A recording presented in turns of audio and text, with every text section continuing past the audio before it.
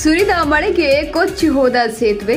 ಕಳೆದ ಕೆಲ ದಿನಗಳಿಂದ ಸುರಿಯುತ್ತಿರುವ ಮಳೆಯಿಂದಾಗಿ ಹುಲಸೂರು ತಾಲೂಕಿನ ಗೋಲ್ಟಾಬಿ ಗ್ರಾಮದಲ್ಲಿ ನರೇಗಾ ಯೋಜನೆಯಡಿ ನಿರ್ಮಿಸಲಾದ ಸೇತುವೆ ಮಳೆಯ ನೀರಿಗೆ ಕೊಚ್ಚಿ ಹೋಗಿದೆ.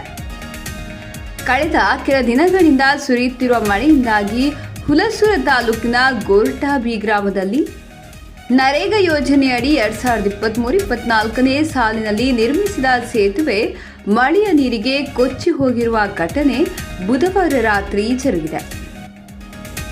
ಭಾರೀ ಮಳೆ ಆಗ್ತಿರುವ ಹಿನ್ನೆಲೆಯಲ್ಲಿ ಗೋಟಾ ಗ್ರಾಮದ ಅನೇಕ ಜಮೀನುಗಳಿಗೆ ನೀರು ನುಗ್ಗಿ ಜಮೀನುಗಳಲ್ಲಿನ ಫಲವತ್ತಾದ ಮಣ್ಣು ಕೊಚ್ಚಿಕೊಂಡು ಹೋಗಿ ರೈತರು ಕಂಗಾಲಾಗಿದ್ದಾರೆ.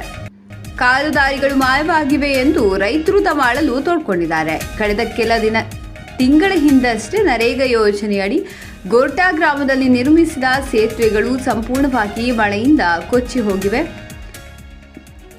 ಕಳಪೆ ಕಾಮಗಾರಿಗಳು ನಡೆಸಿರುವುದು ಮೇಲ್ನೋಟಕ್ಕೆ ಕಂಡು ಬರುವಂತಾಗಿದೆ. ನರೇಗಾ ಯೋಜನೆಯಡಿ ನಿರ್ಮಿಸುವ ಕಾಮಗಾರಿಗಳು ಕಳಪೆ ಮಟ್ಟದಿಂದ ಕೂಡಿದೆ ಎಂದು ಈ ಹಿಂದೆ ಸಂಬಂಧಪಟ್ಟ ಮೇಲಾಧಿಕಾರಿಗಳ ಗಮನಕ್ಕೆ ತಂದರೂ ಅಧಿಕಾರಿಗಳು ಕ್ಯಾರೆ ಎನ್ನಲಿಲ್ಲ. ಅಂದೇ ಕ್ರಮ ಕೈಗೊಂಡ್ರೆ ಉತ್ತಮ ರೀತಿಯಲ್ಲಿ ಕಾಮಗಾರಿಗಳು ಜರುಗುತ್ತಿದ್ದವು.